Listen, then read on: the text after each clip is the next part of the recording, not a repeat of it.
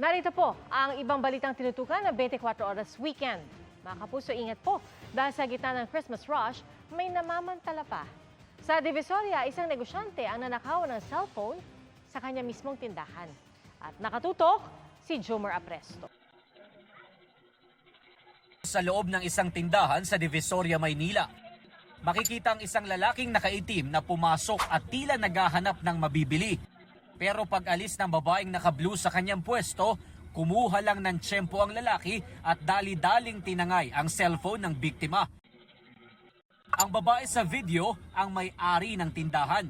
Yung boss ko po dito, nag-online po kasi nalingat si ma'am kasi nga may baby niya umiyak. Yung cellphone, nalimutan rin naman sa isip niya na kung saan niya nailapag kasi sobrang busy talaga. Problema nila ngayon ay kung paano maa-access ang kanilang mga account na ginagamit para sa mga bumibili online. Huwag basta-basta magtitiwala pag kakaisipin buyer kasi iba na naman lang talaga. Lalo ngayon, ma'am. No, lalo ngayon, magpapasko ba, kailangan ng pera. Umaasa naman ang may-ari na maibabalik pa ang kanyang cellphone dahil mayroon din daw doong mahalagang dokumento. Dagdag ingat naman ang first-time shopper sa Divisoria na si Fernando. Inilagay sa harapan ng kanyang bag para hindi daw manakawan.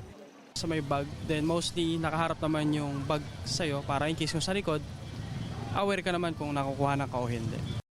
Sa ulat ng Manila Police District, umabot na sa mahigit 3 milyon ang naitalang bumisita sa Divisoria mula noong December 15. At dahil mas lalo pang dumadami ang mga namimili dito ilang araw bago ang Pasko, mas paigtingin daw nila ang pagbabantay sa lugar. Para sa GMA Integrated News, Jomer Apresto, nakatutok.